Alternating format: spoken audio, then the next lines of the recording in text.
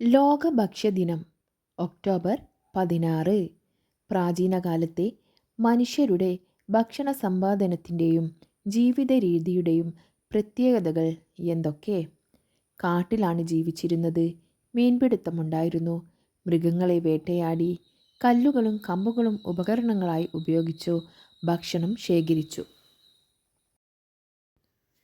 വേട്ടയാടലിലൂടെയും ശേഖരണത്തിലൂടെയും ആദിമ മനുഷ്യർക്ക് ലഭ്യമായ ഭക്ഷ്യവസ്തുക്കൾ ഏതൊക്കെ? കായ്കനികൾ, വേരുകളും കിഴങ്ങുകളും, മത്സ്യം, ഭക്ഷ്യയോഗ്യമായ ഇലകൾ, മൃഗങ്ങളുടെ മാംസം. അലഞ്ഞു തിരിഞ്ഞു നടന്നിരുന്ന മനുഷ്യർ വേട്ടയാടിയും ശേഖരിച്ചും അന്നന്നേക്ക് ആവശ്യമായ ഭക്ഷണം മാത്രമാണ് നേടിയിരുന്നത്. പിൽക്കാലത്ത് ഭക്ഷണ സമ്പാദനത്തിനായി അവർ മറ്റു മാർഗങ്ങൾ കണ്ടെത്താൻ നിർബന്ധിതരായി. തീ ഉൽപാദനവും നിയന്ത്രണവും. ഉണങ്ങിയ മരങ്ങൾ തമ്മിൽ ഉരഞ്ഞും പാറയിൽ ഉരഞ്ഞും തീ ഉണ്ടാകുന്നത് മനുഷ്യർ കണ്ടു. ഉണക്കമരം പാറയിൽ ഉരച്ചോ കല്ലുകൾ കൂട്ടിമുട്ടിച്ചോ തീ ഉണ്ടാക്കാമെന്ന് അവർക്ക് മനസ്സിലായി. ആദിമ മനുഷ്യരെ ഭക്ഷണ സമ്പാദനത്തിനായി മറ്റു മാർഗങ്ങൾ കണ്ടെത്താൻ നിർബന്ധിതരാക്കിയ സാഹചര്യങ്ങൾ ഏവ? ഭക്ഷണം സംഭരിച്ചു വെക്കാനുള്ള സംവിധാനങ്ങളില്ലാത്തത്, ഭക്ഷണത്തിൻ്റെ ലഭ്യത കുറവ്, പരിസ്ഥിതിയിലുണ്ടായ മാറ്റങ്ങൾ, ജനസംഖ്യാ വർധനവ്, കാലാവസ്ഥ മാറ്റം. പ്രാചീന മനുഷ്യർ എന്തൊക്കെ ആവശ്യങ്ങൾക്കാണ് തീ ഉപയോഗിച്ചിരുന്നത്? ഭക്ഷണം പാകം ചെയ്യാൻ, മൃഗങ്ങളുടെ ആക്രമണത്തിൽ നിന്നും രക്ഷ നേടാൻ, തണുപ്പകറ്റാൻ, ഗുഹകളിലെ ഇരുട്ടകറ്റാൻ. മനുഷ്യരോട് ആദ്യം ഇണങ്ങിയതും മനുഷ്യർ ആദ്യം ഇണക്കി വളർത്താൻ ആരംഭിച്ചതുമായ മൃഗമാണ് നായ. മനുഷ്യരോട് വേഗം ഇണങ്ങിച്ചേരാൻ കഴിവുള്ളതിനാൽ വേട്ടയാടലിനും കാവലിനുമായി നായകളെ ഉപയോഗപ്പെടുത്തിയിരുന്നു. കൃഷി വ്യാപകമായതോടെ മറ്റ് മൃഗങ്ങളെയും ഭക്ഷണത്തിനും മറ്റ് ആവശ്യങ്ങൾക്കുമായി ഇണക്കി വളർത്താൻ തുടങ്ങി. ഭക്ഷണ ആവശ്യങ്ങൾക്കായി മനുഷ്യർ ആദ്യം ഇണക്കി വളർത്തിയ മൃഗങ്ങൾ ഏതൊക്കെ? ആട്, ചെമ്മരിയാട്. മൃഗങ്ങളെ ഇണക്കി വളർത്താനും സസ്യങ്ങളെ പരിപാലിക്കാനും ആരംഭിച്ചതിലൂടെ എന്തെല്ലാം മാറ്റങ്ങളാണ് മനുഷ്യജീവിതത്തിൽ ഉണ്ടായത്? വേട്ടയാടൽ എളുപ്പമായി, ഭക്ഷണ ലഭ്യത എളുപ്പമായി, കൃഷി കാര്യക്ഷമമായി. ആദ്യകാലങ്ങളിൽ മനുഷ്യർ കൃഷി ചെയ്തിരുന്ന വിളകൾ ഏതൊക്കെ? ഗോതമ്പ്, ബാർലി, ചാമ, കിഴങ്ങുവർഗ്ഗങ്ങൾ. ഗോതമ്പ്, ബാർലി, ചാമ, കിഴങ്ങുവർഗ്ഗങ്ങൾ. നദീതടങ്ങളിലാണ് മനുഷ്യർ കൃഷി ചെയ്യാൻ ആരംഭിച്ചത്. ഇതിന് കാരണമെന്ത്? കൃഷിക്കാവശ്യമായ ജലവും വളക്കൂറുള്ള മണ്ണും നദീതടങ്ങളിൽ ലഭ്യമായതിനാൽ. കൃഷിക്കാവശ്യമായ ജലവും വളക്കൂറുള്ള മണ്ണും നദീതടങ്ങളിൽ സുലഭമായി ലഭിക്കുന്നത് കൊണ്ടാണ് ആദ്യകാലങ്ങളിൽ മനുഷ്യർ കൃഷി ചെയ്യാൻ നദീതടങ്ങൾ ചൂസ് ചെയ്തിരുന്നത്. കൃഷി ആരംഭിച്ചതോടെ മനുഷ്യർ കൃഷിയിടങ്ങൾക്ക് സമീപത്ത് സ്ഥിരതാമസം ആരംഭിച്ചു. കൃഷിയിടങ്ങൾക്ക് സമീപം സ്ഥിരതാമസം തുടങ്ങിയതുകൊണ്ട് മനുഷ്യർക്ക് വന്ന നേട്ടങ്ങൾ എന്തൊക്കെയെന്ന് നമുക്ക് നോക്കാം. കൃഷിയിടങ്ങൾ സംരക്ഷിക്കാൻ സാധിച്ചു. ഭക്ഷണം തേടി അലഞ്ഞു തിരിയേണ്ടി വന്നില്ല. ഭക്ഷ്യവസ്തുക്കളുടെ ലഭ്യത വർദ്ധിച്ചു. കൂടുതൽ വിശ്രമ സമയം കിട്ടി. ആദിമ മനുഷ്യർക്ക് സ്ഥിരവാസം ഉറപ്പിക്കാൻ നദീതടങ്ങൾ എങ്ങനെയെല്ലാം സഹായകരമായിട്ടുണ്ട്? ആവശ്യമായ ജലസൗകര്യം ലഭ്യമായി. നദീതീരത്തെ എക്കൽ മണ്ണ് കൃഷിയെ പരിപോഷിപ്പിച്ചു. മത്സ്യബന്ധനത്തിന് സൗകര്യം ലഭിച്ചു. നദീതീരങ്ങളിൽ കൃഷിക്ക് അനുകൂലമായ സാഹചര്യങ്ങൾ ഉണ്ടായിരുന്നു. അനുകൂലമായ കാലാവസ്ഥ. മൃഗങ്ങളെ പരിപാലിക്കാൻ സാധിച്ചു. ഭക്ഷ്യവസ്തുക്കൾക്ക് ബുദ്ധിമുട്ടുണ്ടായില്ല. ഗതാഗത സൗകര്യം വർദ്ധിച്ചു.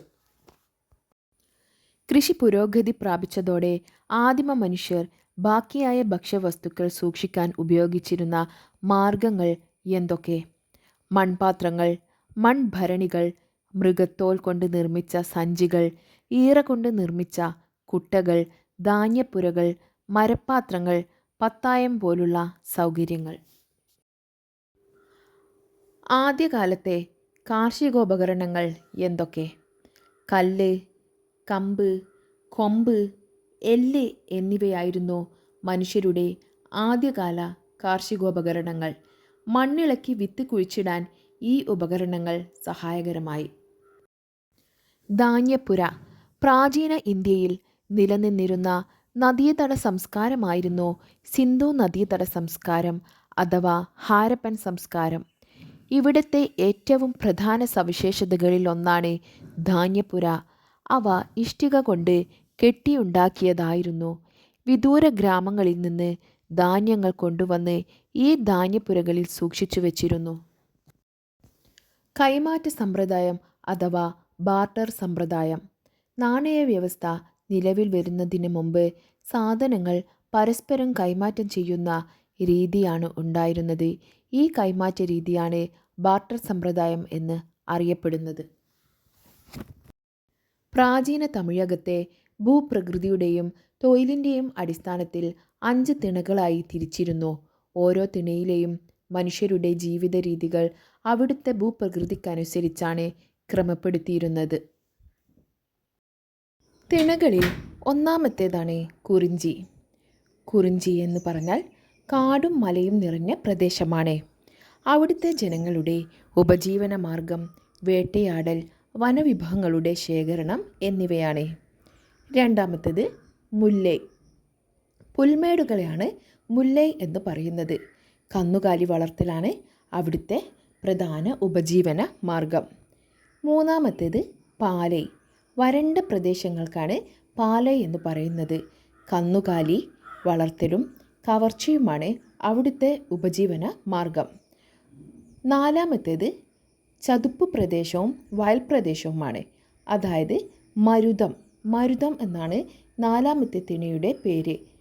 ഇവിടുത്തെ ജനങ്ങളുടെ ഉപജീവന മാർഗം കൃഷിയാണ്. അഞ്ചാമത്തേത് നെയ്തൽ. തീരപ്രദേശത്തെയാണ് നെയ്തൽ എന്ന് പറയുന്നത്. അവിടുത്തെ ജനങ്ങളുടെ ജീവിതമാർഗം മീൻ പിടിക്കലും ഉപ്പുണ്ടാക്കലുമാണ്. അപ്പോൾ 5 തിണകളെക്കുറിച്ച് നമ്മൾ പറഞ്ഞു. ഒന്നാമത്തേത് കുറിഞ്ചി, 2 മുല്ലൈ, 3 പാലൈ, 4 മരുതം, 5 നെയ്തൽ. കുറിഞ്ചി എന്ന് പറഞ്ഞാൽ കാടും മലയും നിറഞ്ഞ പ്രദേശം. മുല്ലൈ പുൽമേടുകളാണ്. പാലൈ വരണ്ട പ്രദേശങ്ങളാണ്. മരുതം ചതുപ്പ് പ്രദേശമോ വയൽ പ്രദേശമോയാണ്. നെയ്തൽ എന്ന് പറയുന്നത് തീരപ്രദേശമാണ്. കുരുമുളക് ധാരാളമായി കൃഷി ചെയ്തിരുന്ന തിണ ഏത്? കുറിഞ്ചി. മരുതം നിലത്തെ പ്രധാന കൃഷികൾ ഏതൊക്കെ? നെല്ല്, കരിമ്പ്. പ്രാചീനകാലം മുതൽ നമ്മുടെ നാട് ഏതെല്ലാം വിദേശികളുമായാണ് സാധനങ്ങളുടെ കൈമാറ്റം പ്രധാനമായും നടത്തിയിരുന്നത്? റോമക്കാർ, ചൈനക്കാർ, അറബികൾ, പേർഷ്യക്കാർ, ജൂതർ. ഇന്ത്യയിൽ നിന്നും മറ്റ് രാജ്യങ്ങളിലേക്ക് പ്രധാനമായും കൈമാറ്റം ചെയ്യപ്പെട്ട സുഗന്ധവ്യഞ്ജനങ്ങൾ ഏതൊക്കെ? കുരുമുളക്, ഏലം, ഇഞ്ചി, ഗ്രാമ്പു, കറുവപ്പട്ട. കറുത്ത പൊന്ന് എന്നറിയപ്പെടുന്നത് കുരുമുളക്. കച്ചവടത്തിൻ്റെ വ്യാപനം വിദൂരദേശങ്ങൾ തമ്മിലുള്ള ഭക്ഷ്യവസ്തുക്കളുടെ കൈമാറ്റത്തിലേക്ക് നയിച്ചു. ഇന്ത്യയിലെത്തിയ പോർച്ചുഗീസ് സഞ്ചാരിയായ വാസ്കോ ഡ ഗാമ തിരികെ യൂറോപ്പിലേക്ക് പോയപ്പോൾ യാത്രാ ചെലവിൻ്റെ 60 ഇരട്ടി വിലയുടെ ചരക്കുകൾ കൊണ്ടുപോയിരുന്നതായി ചരിത്രരേഖകളിൽ പറയുന്നു. മിശ്രഭോജനം. 1917 മെയ് 29-നാണ് വിവിധ ജാതിക്കാരെ ഒന്നിച്ചിരുത്തി സഹോദരൻ അയ്യപ്പൻ്റെ നേതൃത്വത്തിൽ എറണാകുളം ജില്ലയിലെ ചെറായിയിൽ മിശ്രഭോജനം സംഘടിപ്പിച്ചത്. എല്ലാ വിഭാഗം ജനങ്ങൾക്കും ഒന്നിച്ചിരുന്ന് ഭക്ഷണം കഴിക്കുന്നതിനുള്ള അവകാശം നിഷേധിക്കപ്പെട്ടതിനെതിരാണ് ഈ സമരം നടത്തിയത്. മിശ്രഭോജനത്തിന് നേതൃത്വം കൊടുത്തതിനാൽ ശക്തമായ എതിർപ്പ് സഹോദരൻ അയ്യപ്പന് നേരിടേണ്ടതായി വന്നു. കേരളത്തിൽ നിലനിന്നിരുന്ന സാമൂഹികമായ അസമത്വത്തെയാണ് ഇത് വെളിവാക്കുന്നത്.